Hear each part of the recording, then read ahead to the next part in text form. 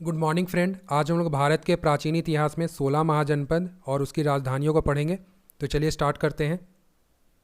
देखेंगे पहले 16 महाजनपद। 6ठी शताब्दी ईसा पूर्व भारत में 16 महाजनपदों का अस्तित्व था। और ये जो 16 महाजनपद थे, यहाँ दो प्रकार की शासन व्यवस्था थी, राजतंत्र की और गणतंत्र की। देखो, राजतंत्र में तो राजाओं का शासन था, ठीक है। गणतंत्र में भी राजा होते थे, लेकिन उसका चुनाव जो था वो जनता करती थी, ठीक है। जो राजा का पद था वो वंशानुगत नहीं चलता था। इन 16 महाजनपद में 14 महाजनपद ऐसे थे जहां राजतंत्र की व्यवस्था थी, और 2 महाजनपद जिनका नाम है वज्जी और मल, जहां गणतंत्र की व्यवस्था थी, ठीक है। नेक्स्ट पॉइंट देखेंगे। इन 16 महाजनपद में कोसल, वत्स, अवंती और मगध, ये जो 4 महाजनपद थे सबसे शक्तिशाली महाजनपद थे। आगे देखते हैं स्रोत को। बौद्ध साहित्य, अंगुत्तर निकाय और महावस्तु में 16 महाजनपदों का उल्लेख मिलता है, ठीक है। और महाजनपद काल की जो जानकारी है वो बौद्ध ग्रंथ सूत पीटक और विनय पीटक से प्राप्त होती है। इसके अलावा जैन साहित्य है भगवती सूत्र। भगवती सूत्र में भी 16 महाजनपदों का उल्लेख मिलता है।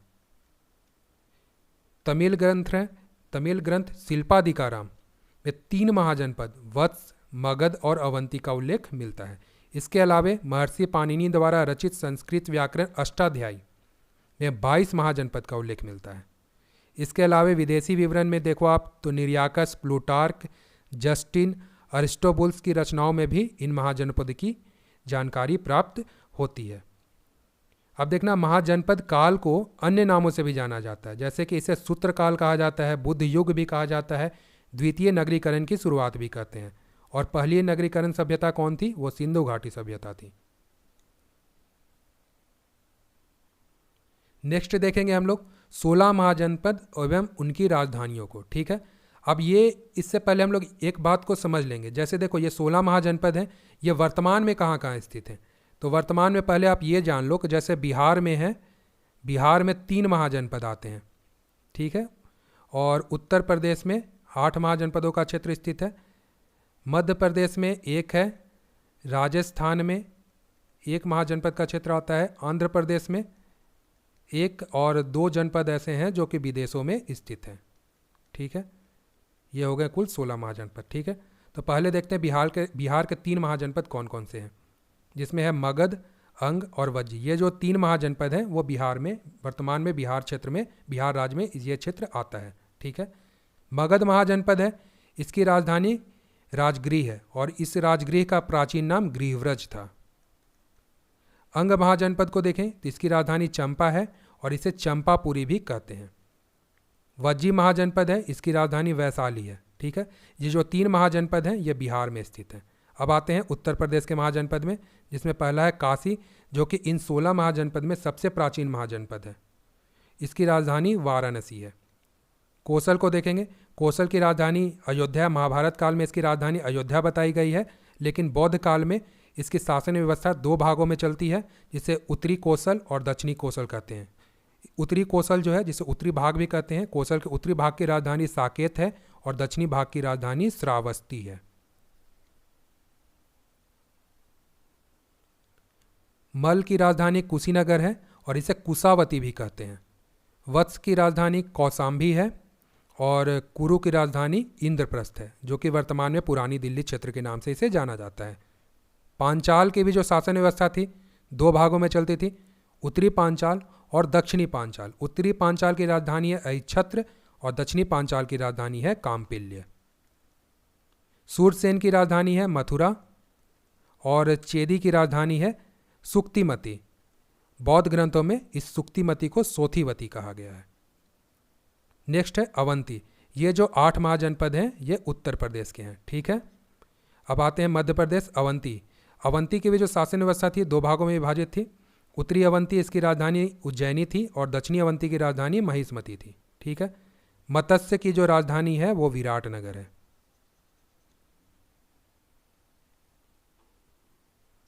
नेक्स्ट है अस्मक, जो कि आंध्र प्रदेश क्षेत्र में स्थित है।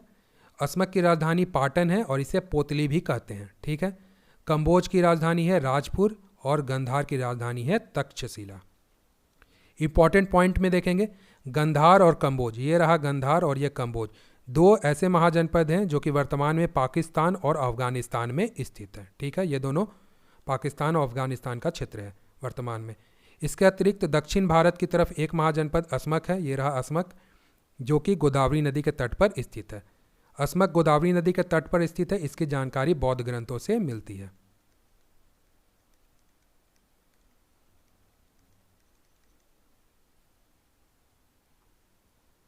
अब देखते हैं इन 16 महाजनपदों को, जिसमें प्रथम है काशी।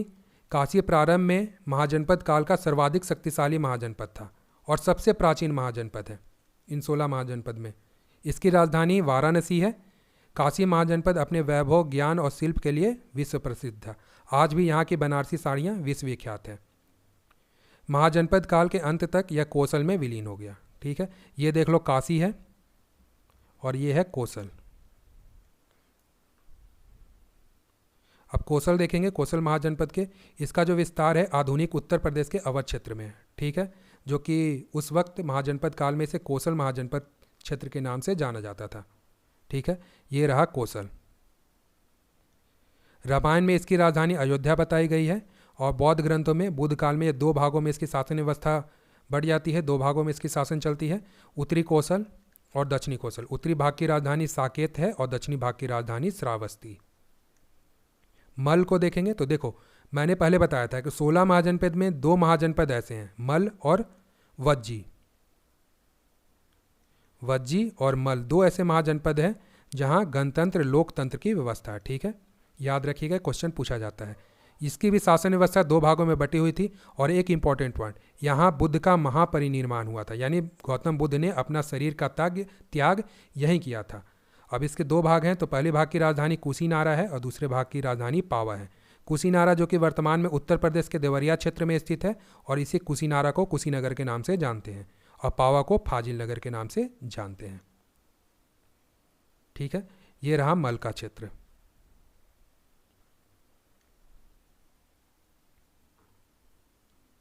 अंग महाजनपद को देखेंगे तो अंग महाजनपद मगध के पूर्व में स्थित था। ठीक है, ये रहा अंग महाजनपद। ठीक है, दोनों के बीच चंपा नदी बहती थी, अंग और मगध के बीच। ये रहा अंग और मगध, इसके बीच चंपा नदी बहती थी और अंग महाजनपद की राजधानी चंपा थी। इसकी राजधानी चंपापुरी भी थी। यह एक समृद्ध राज्य था और यह उस वक्त व्यापार का प्रसिद्ध केंद्र था। ठीक है, इसका विस्तार देख लो, वर्तमान में बिहार राज्य के मुंगेर और भागलपुर का क्षेत्र है और कुछ बंगाल का क्षेत्र इसमें सम्मिलित है, जो कि उस वक्त महाजनपद काल में अंग महाजनपद क्षेत्र के नाम से इसे जाना जाता था। ठीक है, अंग और मगध के मध्य निरंतर संघर्ष हुआ करते थे। अंत में यह मगध में विलीन हो गया। नेक्स्ट है मगध। ये रहा मगध, अखंड भारत। विस्तार में देखो, ये तो वर्तमान में बिहार का पटना और गया जिले का भूप्रदेश है, जो कि उस वक्त मगध महाजनपद काल में मगध महाजनपद का क्षेत्र हुआ करता था। पटना और जो गया का क्षेत्र है उस वक्त जो वर्तमान में है, ये मगध एम्पायर का प्राइम लोकेशन था। जान लो, प्राइम लोकेशन है अभी वर्तमान में बिहार का पटना और गया जिला। ठीक है, प्राचीनतम राजधानी इसकी ग्रीवराज थी, जो कि राजगीर का प्राचीन नाम है। ठीक है, प्रारंभ में एक छोटा सा राज्य था, लेकिन इसकी शक्तियाँ निरंतर बढ़ती गई और भविष्य में यह चलकर इन 16 महाजनपद में सबसे शक्तिशाली महाजनपद यह बनता है। महाभारत और पुराणों में यहाँ वृहद्रथ कुल के राजाओं का उल्लेख मिलता है, जिनमें जरासंध अत्यंत प्रतापी था। इनके बारे में कहा जाता है कि ये आसपास के सभी जनपदों को जीतकर, महाजनपदों को जीतकर अपनी राजधानी ग्रीवराज में कैद करके इन्होंने रखा था। देखेंगे यहाँ पर मगध 16 महाजनपद में सर्वाधिक शक्तिशाली महाजनपद था। इसके बाद आता है वज्जी। मैंने बताया था दो महाजनपद मल और वज्जी, जहाँ गणतंत्र लोकतंत्र की व्यवस्था थी। महाजनपद काल में यह गंगा नदी के उत्तर में नेपाल की पहाड़ियों तक विस्तृत था। ठीक है, नेपाल की पहाड़ियों तक का क्षेत्र था महाजनपद का और पश्चिम में गंडक नदी इसकी सीमा बनाती थी। ठीक है, पूर्व में इसका जो विस्तार था कोसी और महानदी के तटवर्ती जंगलों तक इसका क्षेत्र स्थित था। ठीक है, यह एक संघात्मक गणराज्य था और यह 8 कुलों से बना था। इसकी राजधानी वैशाली थी। ठीक है, यह वैशाली वही है जहाँ भगवान महावीर का जन्म हुआ था। कहाँ हुआ था भगवान महावीर का जन्म? वैशाली के निकट कुंडग्राम में एक गांव है कुंडग्राम, जहाँ भगवान महावीर का जन्म हुआ था। इसके अलावा नगरवधु आम्रपाली जो हैं वो भी वैशाली से ही संबंधित हैं। ठीक है, अब एक इम्पॉर्टेंट पॉइंट नोट करना, ये 8 कुलों में एक प्रमुख कुल था लिच्छवियों का, जिसे लिच्छवी गण भी कहते हैं।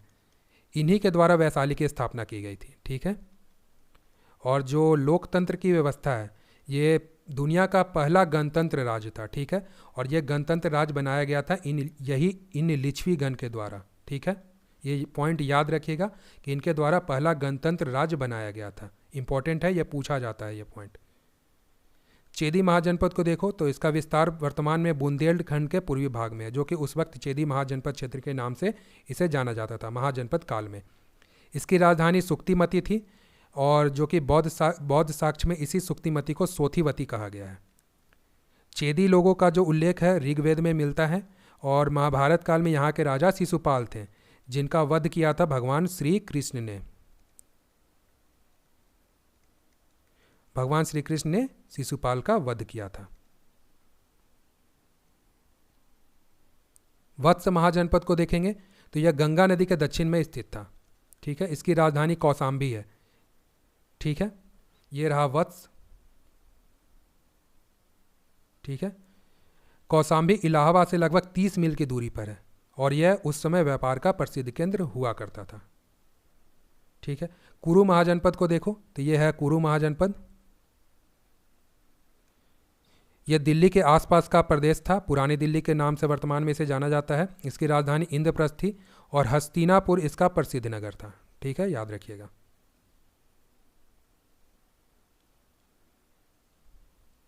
नेक्स्ट है पांचाल महाजनपद। ठीक है, इसका विस्तार रोहिलखंड और मध्य दोआब में था। ठीक है, जो कि उस वक्त पांचाल महाजनपद क्षेत्र के नाम से इसे जाना जाता था। ये रहा पांचाल महाजनपद। ठीक है, इसकी भी शासन व्यवस्था 2 भागों में विभाजित थी, उत्तरी पांचाल और दक्षिणी पांचाल। ठीक है, उत्तरी पांचाल की राजधानी ऐच्छव थी, और दक्षिणी पांचाल की राजधानी काम्पिल्य है। ठीक है, नेक्स्ट है मत्स्य महाजनपद। ये रहा मत्स्य महाजनपद। इसका विस्तार राजस्थान के अलवर जिले से लेकर चंबल नदी तक था। ठीक है, जो कि उस वक्त महाजनपद काल में मत्स्य महाजनपद क्षेत्र के नाम से इसे जाना जाता था। इसकी राजधानी उस वक्त विराटनगर थी, और महाभारत काल में पांडवों ने अपना अज्ञातवास यहीं पर बिताया था, अज्ञातवास का समय बिताया था। नेक्स्ट है सूरसेन। ये रहा सूरसेन। इसकी राजधानी मथुरा थी, और महाभारत तथा पुराणों में यहाँ के राजवंशों को यदु अथवा यादव कहा गया है। ठीक है, यूनानी लेखक ने इसका उल्लेख सौर सेनाई नाम से किया है। ये पूछा गया क्वेश्चन, तो याद रखिएगा कि सौर सेनाई नाम से किस महाजनपद को जानते हैं, तो याद रखिएगा सूरसेन महाजनपद को। अस्मक महाजनपद को देखेंगे। ये रहा अस्मक महाजनपद।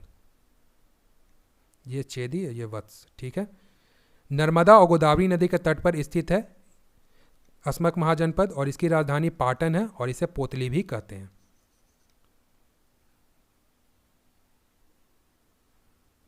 अवंती महाजनपद को देखेंगे। ये रहा अवंती। इसका विस्तार आधुनिक उज्जैन तथा नर्मदा नदी घाटी के कुछ भाग में आता है, जो कि उस वक्त अवंती महाजनपद क्षेत्र के नाम से इसे जाना जाता है। राजा चंद्रप्रदोत महासेन यहाँ के जो प्रतापी राजा थे, और इनका उपचार किया था राजवैद्य जीवक ने। किसके राजवैद्य थे? ये बिंबिसार के राजवैद्य थे। ठीक है, अवंती भी 2 भागों में बटा था। शासन व्यवस्था यहाँ के भी 2 भागों में बटी थी, उत्तरी अवंती और दक्षिणी अवंती। अवंती के उत्तरी भाग की राजधानी उज्जैनी थी, और दक्षिणी भाग की राजधानी महिष्मती थी। ठीक है, अब देखेंगे गांधार को। ये रहा गांधार। यह दक्षिणी पाकिस्तान और पूर्वी अफगानिस्तान में स्थित है। ठीक है, दक्षिणी पाकिस्तान और पूर्वी अफगानिस्तान में स्थित है, जो कि यह क्षेत्र उस वक्त महाजनपद काल में गांधार महाजनपद क्षेत्र के नाम से जाना जाता था। इस महाजनपद में कश्मीर घाटी तथा प्राचीन तक्षशिला भी आता है, और इसकी राजधानी भी तक्षशिला है। यह जो गांधार महाजनपद का जो क्षेत्र है, इसे तक्षशिला क्षेत्र के नाम से भी जाना करते थे। और यह तक्षशिला वही है जहां विश्व का प्रथम विश्वविद्यालय तक्षशिला विश्वविद्यालय स्थित था, जो कि उस वक्त शिक्षा का प्रसिद्ध केंद्र था। और यही इसी तक्षशिला विश्वविद्यालय से संबंधित थे आचार्य चाणक्य। नेक्स्ट है कंबोज।